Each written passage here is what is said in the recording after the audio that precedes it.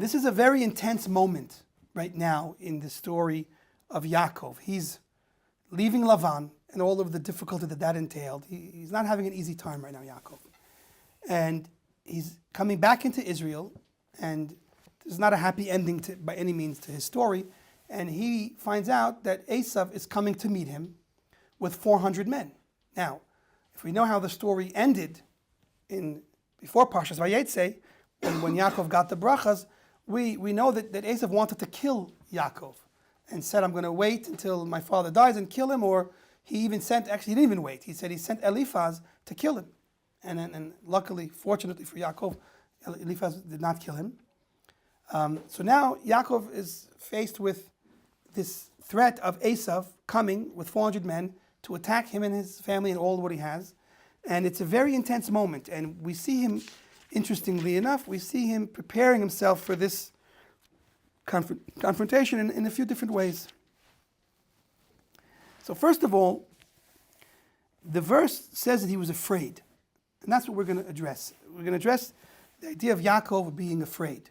Yaakov decides to send messengers, angels, two different interpretations, whether they were just regular messengers or whether they were in fact angels. And he also sends a lot of gifts to give Esau to appease him. That's one of the things that Yaakov does. Now, it says over here, when he finds out that Esau is coming at him, Vayira Yakov me'od. Yaakov was not just afraid, but very afraid. Vayetzer lo, and that disturbed him. It disturbed him. And then he does a tactic. He splits his camp into two and says if Esau attacks one of the camps, the other one will perhaps be able to run away and survive. So that's two things. He prepared for a battle. He tried to appease him by sending him gifts. And he also turns to Hashem with a very heartfelt prayer for Hashem to save him. And these are the three things we learn. And this is how the Jewish people have always approached difficulties and the fears that we face. The only issue that I'm going to bring up right now is discussed in the Chazal, the idea of Yaakov being afraid. There's two different teachings from the sage that on the surface perhaps seem to contradict each other. Yaakov is worried. What's he worried? He's worried that, God forbid, harm will come to him and his family. The big problem with this is that he was promised by God earlier that I will be with you and I will protect you and I will make sure you come home safe and sound. So people ask, what in the world is Yaakov afraid of over here? Why is he afraid? Very afraid. If you had God's guarantee, promise, that you're taken care of, what's there to be afraid of? So one answer is that he was afraid for everyone else. He knew he would survive because Hashem was protecting him. But what about everyone else? They could be in danger. That's one answer. Another answer is Yaakov was very humble. And he wasn't sure if he deserved the divine promise that he was given. Meaning, Hashem said he was going to protect me and everything will be okay, but that's only if I do my part of the bargain, if I do everything I'm supposed to do. But maybe I didn't do everything I was supposed to do. Maybe I am guilty of some type of level of sin because of the things I didn't do. After all, I was with Lavan for a long time.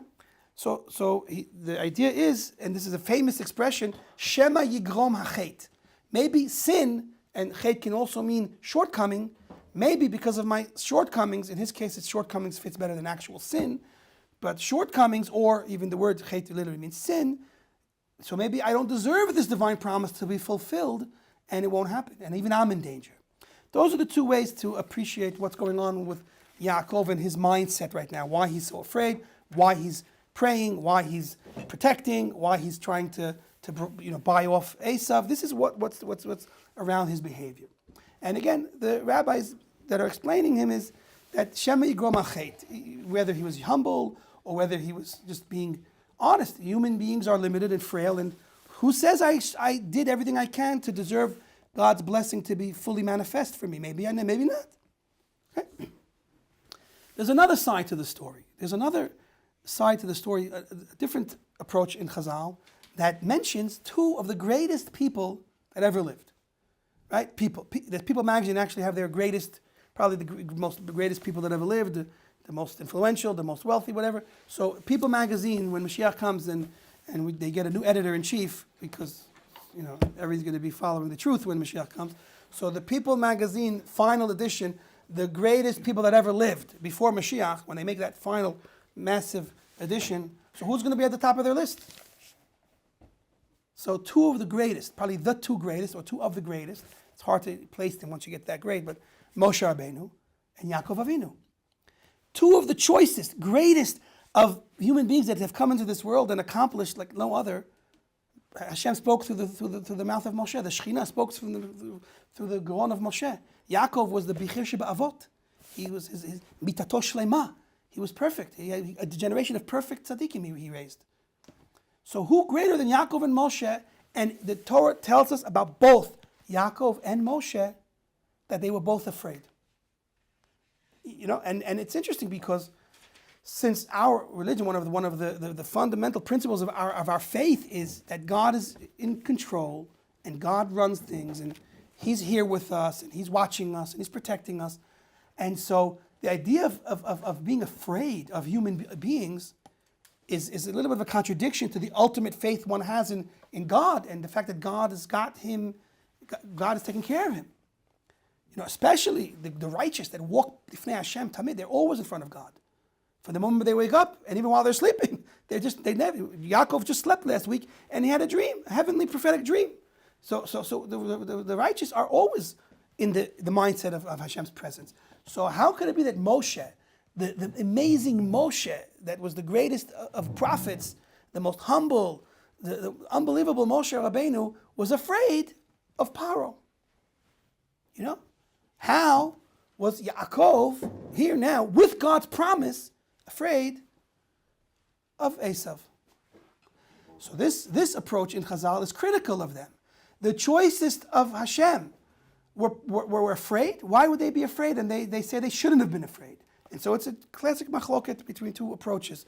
One is being afraid of danger, a positive trait because you don't feel you deserve for God to save you, you don't deserve a miracle, you don't deserve Hashem's protection?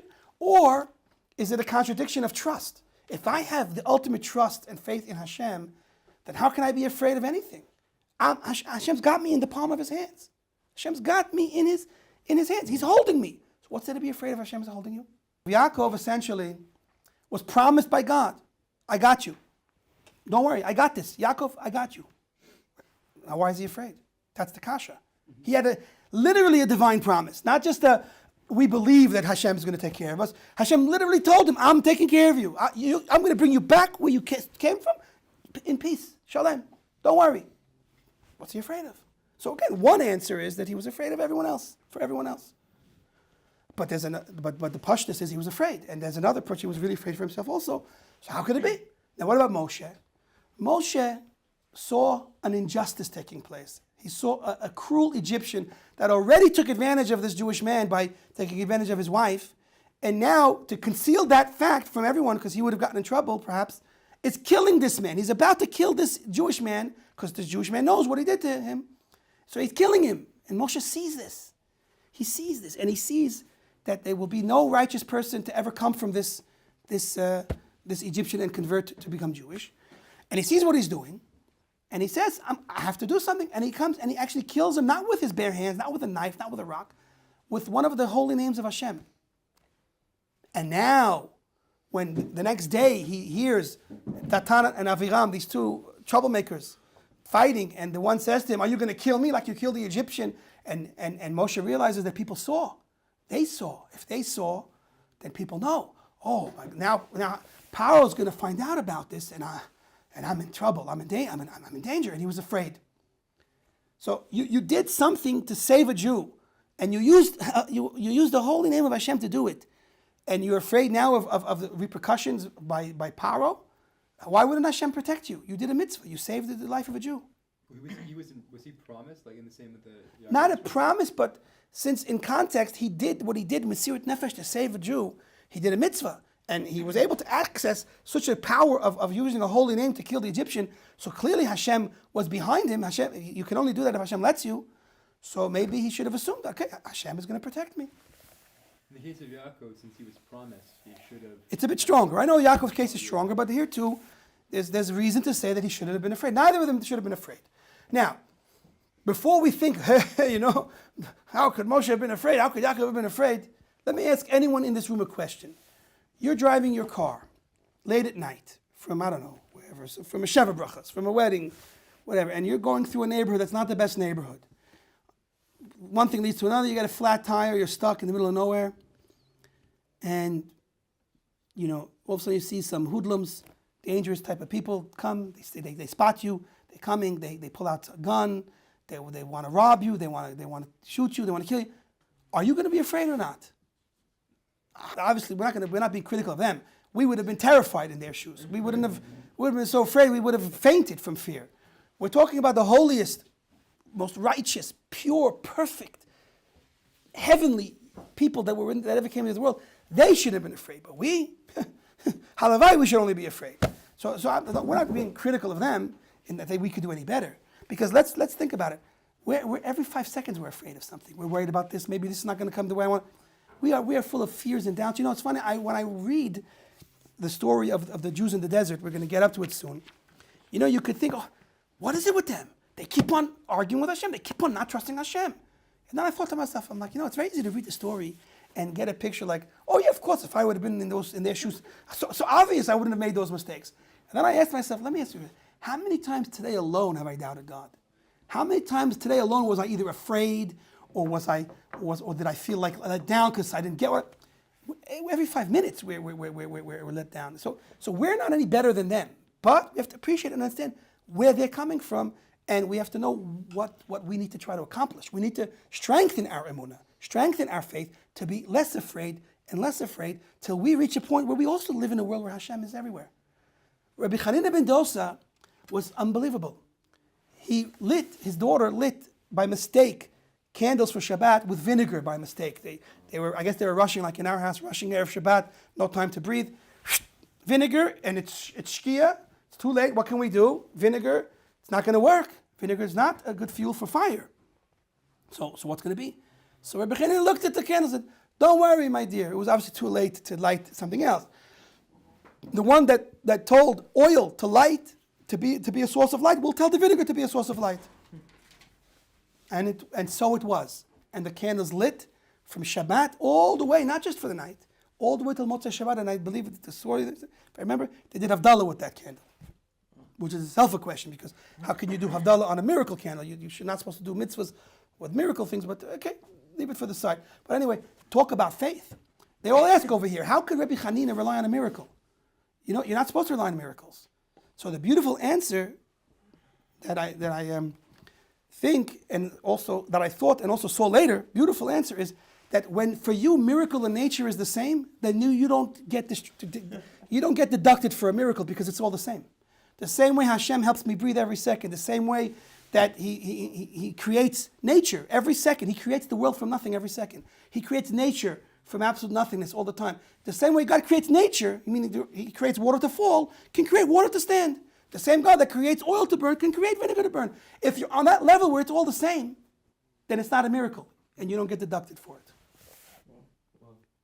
Now, if you're on that level that you know that the same God that creates oil to burn will create vinegar to burn, so that same God will tell these crackheads that are trying to rob me and shoot me not to do it. He won't let them, because He's making the world, not them.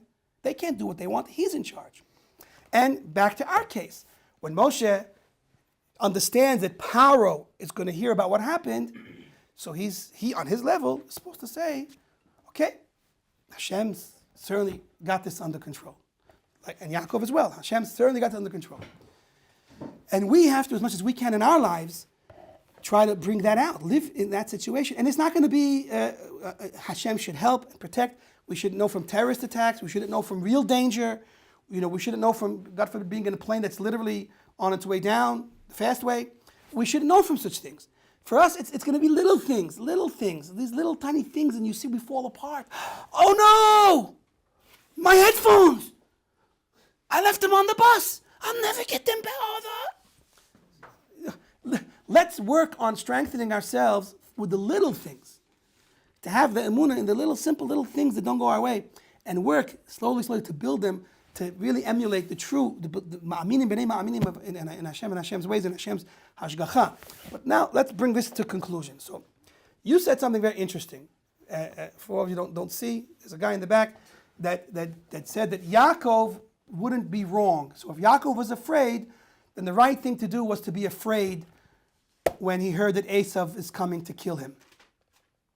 So it's interesting. The Leshem. The Leshem was one of the great tzaddikim, Rav Elyashiv's grandfather. He was a big Kabbalist. He lived in the times of the Chavetz Chaim in Europe. The Leshem, they call him, Rav Elyashiv. He writes in one of his books exactly about this story. And he brings the two sides. That there's a side that Yaakov was afraid, and it's because he was humble and maybe he wasn't worthy. And he brings the side that says, no, you're not supposed to be afraid. Emunah and bitachon is ad hasof. It goes all the way till the end. You should never be afraid. And he says something along the lines of what he started to say, but not exactly. He says like this. He says, really, Yaakov would have never been afraid. The holy Yaakov would not have been afraid of Esau. So why was he afraid? He says that Hashem made him afraid. Very, very, very, very interesting answer. It's not such a simple answer. He's essentially saying that Yaakov was be'emunah shlema. This Esau can't touch me. And then Hashem said, but I want you to be afraid right now. And he made him afraid. The fear came upon him from above. And that's the explanation of vayetzer lo. And he was troubled by the fact that he was afraid because he understood that the fear was put on him, not that he was afraid himself. And you'll ask, why? Why would Hashem make him afraid? Because he explains that Hashem wanted this story to play out this way in the Torah so that future generations of Jewish people will see Yaakov's behavior here and learn how they have to act, how they have to be protective of themselves and of their families, and they have to try to appease enemies. If Yaakov would have stood up against Esau, then the message to us would have been, we have to always fight. Fight, never surrender, never compromise, never anything in the face of danger. And we wouldn't always be on the level to be worthy to be saved by God. And we would end up getting hurt. Hashem said, I don't want the Jewish people to get the message from Yaakov that they're never supposed to compromise and think that every time that there's ever danger that I'm going to come and save them with a miracle. It's unfortunately not going to happen because they're not always going to deserve it. So Hashem made Yaakov afraid so that he would pray and he would send gifts and he would be defensive, and that's why he made him afraid over here. So in answer to your question that Yaakov would have never been afraid if it wasn't the right thing to do is correct. He was afraid and it was the right thing to do because Hashem wanted him to be afraid, and according to the Leshem, Hashem made him afraid right here. And it wasn't really Yaakov. This idea of Yaakov being afraid would have never really happened if it wasn't be that Hashem wanted it to be so. Very, very radical, I think, very, very out of the box explanation, but that's what the Leshem, one of the great Chachamim and Tzaddikim of the time, the recent times. So who's going to argue with him? But I think it's a very powerful lesson, very beautiful lesson. Let's conclude with Moshe a bit. We did touch on Moshe. To date, the most amazing explanation to this story with Moshe that I saw comes in the form of a Likutei Sichot from the Lubavitch Rebbe. He addresses the issues that we touched on with Moshe and what happened, and he brings out an amazing point. He says like this. He says that in life and how life unfolds, together with divine providence and how God manages and runs the world, our mindset, our thoughts, and our feelings towards a particular situation has the power to affect that situation. And he says, based on a Hasidic saying, which also has a source in Tanakh, I forget exactly right now where the source is, but there's a source in a pasuk in a pasuk somewhere that says basically things turned out bad because we thought that they would turn out bad. And I have to find that source at a later date, but there is a source, I remember it. Just don't remember where it is. And what he says is based on a Hasidic saying, think good and it will be good. So the reverse is also implied. If you think bad, it might lend towards things turning out bad. And he says a very powerful idea here. He says that because Moshe was afraid that he was in danger, now that Paro will hear and he's in danger, his negative thought of being afraid that perhaps now I'm in danger and Paro is going to come after me is what in fact caused Paro to come after him. Unbelievable. I mean, he's the Lubavitch Rebbe, he can say this, but we wouldn't make it up on our own, but he's saying that, and that's the message in the Torah. It says he saw And he heard that now everybody knows, so now power is going to hear, and I'm in danger. And so it was, until Hashem had to actually save Moshe with the miracle by turning his neck into marble, and he was able to escape. But again, according to this, had he have not been afraid, then we would have never seen in the Torah the story of power chasing after him and catching him. A very powerful message as well, because now we are told that our part is a very significant part. If we allow ourselves in these moments of difficulty to be weakened and to have a lack of faith and a lack of trust, so then we might be just facilitating a negative result. We have to be strong in our faith and our trust, and we have to say, no, Hashem is there with me, Hashem is going to take care of it. And as much as we're able to, we have to hold on and say, no, everything is going to be the way Hashem wants it, and I accept it, and I have nothing to be afraid of. And that helps a positive result. And that is like an investment. The emunah itself is a zchut for Hashem to be more compelled, so to speak. I mean, not compelled, but we affect.